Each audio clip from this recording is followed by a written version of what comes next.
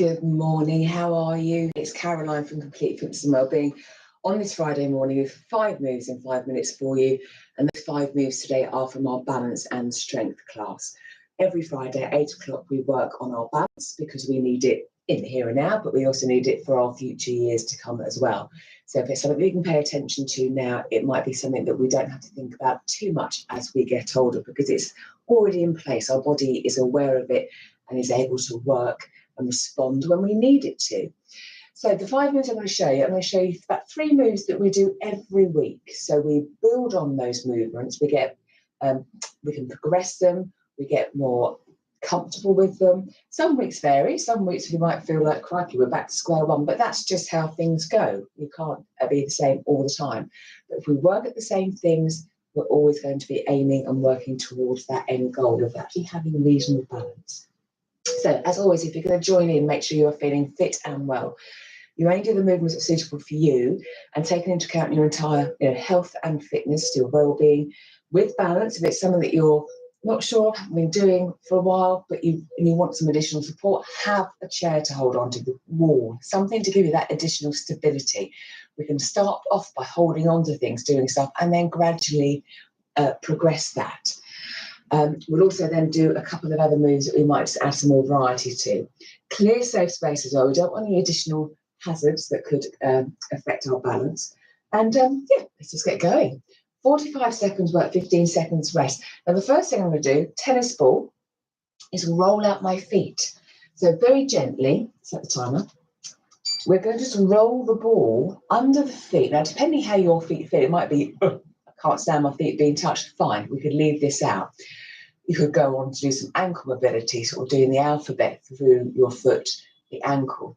But just gently massaging the foot with the ball. Again, it's just going to bring that awareness to our feet, the sole of our foot, wake up those nerves, that sensation, being aware of what's going on.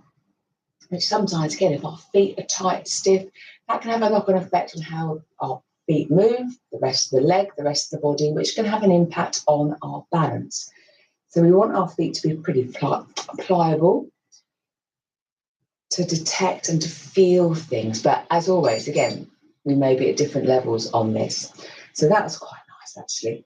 From there, we're going to do a little bit of balance and catch as I've got the ball with me. So we want to work on our hand-eye coordination as well as our balance, because again, everything going on, we want things to be working together.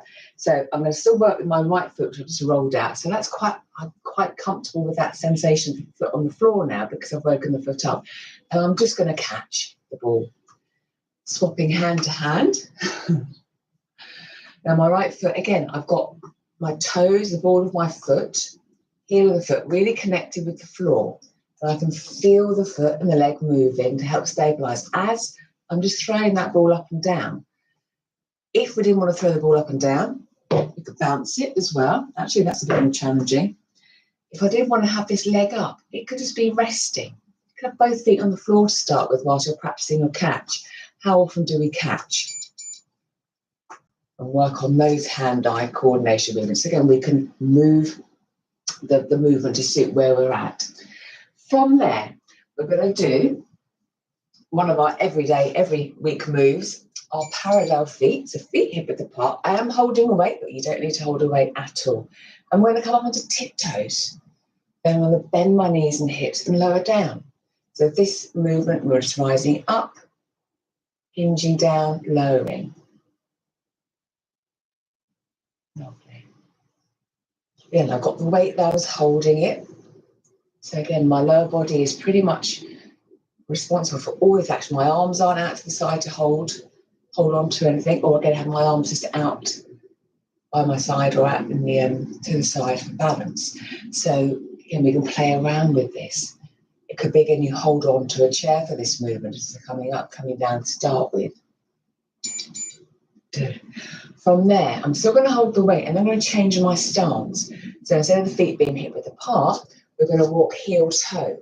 So again, we may need to walk in a very narrow situation on a curb or when you're busy walking past people.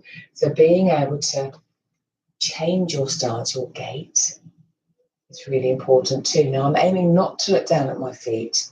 I'm feeling my heel against the toe, toe against the heel. And again, I'm feeling the floor under my feet. Now, obviously, it's not always practical to walk around barefooted and things. So again, if you've got your shoes on, that's fine. We can still do this movement. We're still working on that narrower stance.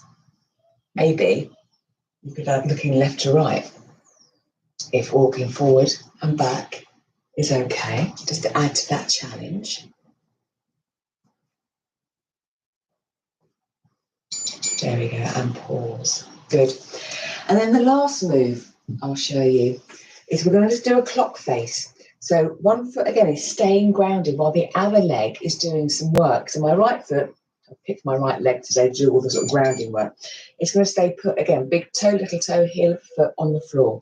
I could be upright. I'm going to take my left leg out in front, 12 o'clock, 9 o'clock, 6 o'clock, and back round.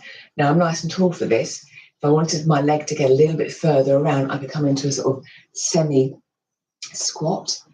12, 6, 12, 9, 6. Maybe I could take it further round. Maybe I could keep the foot off the floor, so it's literally the movement coming from the hip, the gliding. My right leg is having to stabilise, sort of a static hold. Again, it's really working that thigh. Again, I could be holding on to something. We also, again, we warm up, we mobilise our hips, because again, it's important to have that movement through the hips to help us move in different positions when we need to catch our balance or our body to adapt to a movement. So there we go, 5 moves in 5 minutes, which you might not necessarily think, oh, that's to do with balance, but we've woken our feet up with that massage with the ball. We have, what else do we do? We've worked on our hand-eye coordination and our body awareness. We worked on regular movements, so standing hip width apart, coming to tiptoe, heels down. So literally our day-to-day actions up and down. And we changed our stance so we can adapt to those sort of circumstances that we have got to move out of the way or change how we're walking. And then we've worked on a little bit of hip mobility as well. And again, that balance. So quite a mixture of things there, those 5 moves in 5 minutes. And if you've got another 5 moves, you've got another 5 minutes, do them on the other side as well. So we've got both sides balanced out, which we always will do in the class too. On that note, time to get ready for the class. If you want to join us for a class, any of the classes on the Complete Fit membership, drop me a message or head to the link in the bio where you can access all the information about the classes. It would be lovely to see you there. Any thoughts, any questions, leave me a message and I'll get back to you. Have a super day and I'll see you soon for more 5 moves in 5 minutes. Take care. Bye.